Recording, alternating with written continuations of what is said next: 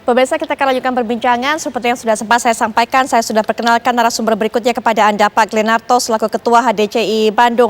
Pak Glenn, sebelum bercerita lebih lanjut sebenarnya, bagaimana kaitannya HDCI dengan kecelakaan ini, kemudian juga bantuan yang diberikan HDCI Bandung, upaya pertanggungjawabannya. Tapi mungkin Pak Glenn bisa jelaskan kepada kami, ini eventnya sebenarnya event apa yang dihadiri oleh para pengendara moge ini? Karena kan memang salah satunya dikatakan bahwa tujuannya pengendara moge yang melakukan kesalahan ini adalah mereka baru pulang dari event dan sedang dalam perjalanan kembali menuju Jakarta. Mungkin bisa dijelaskan Pak Glenn. Oke, baik, terima kasih. Selamat malam semua pemirsa TV One. Jadi perlu saya jelaskan di sini bahwa event yang kita lakukan ini adalah Golden Wing Day yang ke-50 dan juga ulang tahun HUT HDCI yang ke-33. Nah, ini memang difokuskan di Pangandaran karena memang acara Golden Wing Day yang kita adakan 5 tahun sekali ini memang selalu identik dengan Pangandaran. Nah, tentunya dengan acara yang kita gelar ini kita melibatkan dan mengundang seluruh komunitas, baik itu moge maupun motor-motor komunitas kecil lainnya. Yang kita harapkan ini juga bisa meningkatkan pariwisata dan UMKM di Jawa Barat. Nah, tentunya dengan kegiatan yang kita lakukan ini, apalagi kegiatan Golden Wing Day ini skalanya adalah skala nasional. Nah, tentunya ini akan melibatkan bukan ratusan, tapi ribuan kendaraan bermotor, baik itu motor besar maupun motor kecil yang datang di acara kita.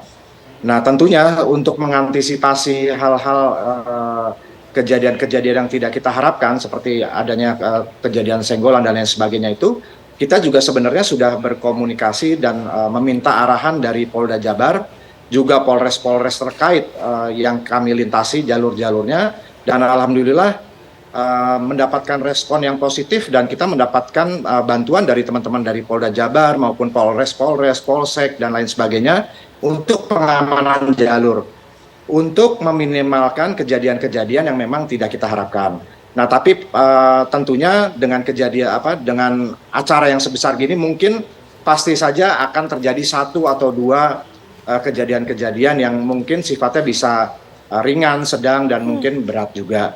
Nah, terkait dari kejadian yang kami dengar waktu hari Sabtu, itu kami sedang menyiapkan acara puncak kami, yaitu Golden Wing Day di hari Sabtu malamnya. Sehingga ini teman-teman dari HDCI sendiri yang akan mengikuti acara prosesi tersebut, juga ulang tahun HDCI, itu tentunya semuanya pasti akan fokus di acara yang diadakan malam hari.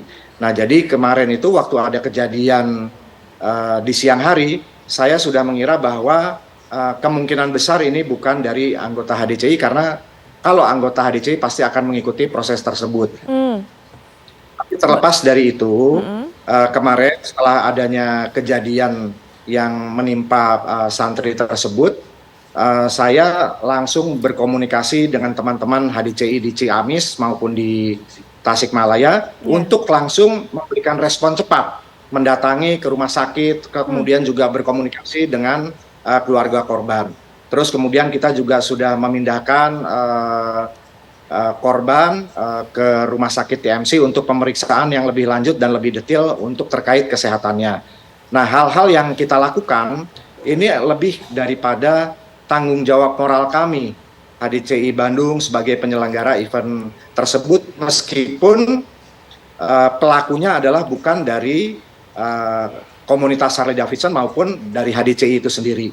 Nah, sehingga setelah malamnya, sebenarnya ini setelah malamnya ada komunikasi antara beberapa teman yang menyambungkan saya dengan tersangka yang sekarang sudah ditetapkan oleh Polda ini untuk menghubungi saya. Nah, setelah menghubungi saya, kami menyarankan bahwa yang bersangkutan sebaiknya datang ke Polres Ciamis untuk penyelesaian masalah tersebut. Jadi setelah komunikasi dengan saya, juga seperti apa yang juga disampaikan oleh mungkin Polda dan lain sebagainya, yang bersangkutan itu memang sebenarnya tidak berniat untuk kabur, tapi mungkin karena kondisinya dia ketakutan dan lain sebagainya, sehingga dia mungkin menenangkan diri dulu dan baru mungkin dia kembali datang. Jadi dia kembali datang itu dengan kesadaran diri sendiri untuk bertanggung jawab. Mungkin itu penjelasannya, Mbak. Baik, Pak Glenn tadi sempat memberikan keterangan bahwa pihak ini juga mendapatkan pengamanan, bekerja dengan pihak kepolisian atau bekerja sama dengan pihak kepolisian. Nah, pada saat rombongan tamu tersebut, kami katakan itu rombongan tamu bukan masuk dari komunitas Harley Davidson, meninggalkan acara akan kembali ke Jakarta. Apakah juga ada pengawalan dari pihak keamanan saat itu, Pak Glenn? Jadi begini, Mbak, kita itu berkoordinasi dengan kepolisian itu untuk menjaga titik-titik kerawanan. Tidak semua juga mungkin pengunjung dan lain sebagainya itu mendapatkan pengawalan-pengawalan. Tentunya pengawalan-pengawalan itu diajukan sesuai dengan permintaan komunitas-komunitas yang mungkin hadir dan membutuhkan bantuan dari teman-teman Polres maupun Polda. Sehingga kami dari panitia tidak menyiapkan secara khusus untuk pengawalan-pengawalan rombongan tamu-tamu atau partisipan yang datang ke acara kami. Nah, tapi kalau untuk di acara kami sendiri, karena kami ini juga ada rally klasiknya, nah itu semua rombongan yang melintas jalur tersebut dari HDCI semuanya mempunyai pengawalan-pengawalan, juga kemudian ada perangkat-perangkat keamanannya seperti road captain, safety officer, maupun sweeper. Nah, perangkat-perangkat itulah yang bekerja untuk keamanan rombongan-rombongan yang berjalan menuju ke area venue acara. Baik, Pak Jusri, kita sudah tahu bagaimana duduk perkaranya. Dari sudut pandang korban sendiri, sudut pandang pelaku sudah disampaikan oleh pihak kepolisian, termasuk juga bagaimana inisiatif dari pihak HDCI Bandung. Pak Glenn sudah menjelaskan memberikan bantuannya dengan tanggung jawab moral tentunya untuk menyelesaikan hal ini. Tapi Pak Jusri juga, ini salah satu hal yang banyak dipertanyakan oleh masyarakat. Kenapa kasus seperti ini kerap terjadi? Apakah memang ketika orang itu membawa motor gede melintasi jalanan begitu, ada semacam apa ya, semacam keinginan untuk ngebut? Yang berbeda. Betul, begitu. apakah kemudian adrenalinnya menjadi lebih meningkat sehingga kemudian terus tidak peduli terhadap sekelilingnya, atau mungkin yang sering disinggung oleh masyarakat adalah adanya arogansi ketika kemudian mengendarai motor gede? Jadi begini, Mbak, memang membawa motor kecil ataupun motor besar ataupun kendaraan bermotor di mana saja itu faktor keterampilan merupakan faktor yang mutlak harus dimiliki. Kemudian faktor pengetahuan. Nah, faktor pengetahuan ini memberikan kontribusi yang besar sekali untuk ketertiban di jalan raya. Nah, masalah faktor pengetahuan ini merupakan masalah utama di Indonesia ini. Para pengguna jalan kendaraan bermotor kita lemah dengan pengetahuan ini. Kematangan jiwa kita ketika kita berada di ruang publik jalan raya itu kurang. Hitungan detik kita kalau di Jakarta kita akan melihat perilaku-perilaku yang tidak benar atau unsafe condition, unsafe act atau perilaku pelanggaran-pelanggaran. Itu gampang sekali picture-nya. Dan itu menyangkut pengetahuan. Nah, masyarakat selalu berpikir kalau kita berada di ruang publik jalan raya itu hanya faktor yang menentukan sekali adalah keterampilan. Tidak. Yang namanya keselamatan itu kita harus memiliki kemampuan yang namanya tertib, kemampuan antisipatif terhadap kelalaian orang, ke situasi lingkungan jelek dan macam-macam. Kemudian yang ketiga, kematangan jiwa kita yaitu empati. Ini yang paling penting, empati, berbagi, kematangan sosial itu ada di sini. Ini kita perolehnya di mana? Nggak dapet. Dan itu diperlukan ketika mengendarai motor gede. Lebih-lebih. Dampaknya? Nah, motor gede, motor kecil, motor gede ini atributnya banyak sekali. Dimensinya besar, bobotnya berat, kemudian panas, kemudian dengar. Kita pegang suratnya saja itu sudah mempengaruhi perilaku kita, kematangan kita. Wow, kita adalah orang terpilih nih, merasa nih. Karena tidak sembarangan orang membeli motor ini, harganya yang cukup mahal. Nah, orang-orang yang tidak memiliki kematangan jiwa di sini, ini timbul sesuatu. Wow, gua orang-orang terpilih. Akhirnya ketika mereka memasuki ruang publik tadi dengan tanpa pengetahuan, mereka minta pengecualian.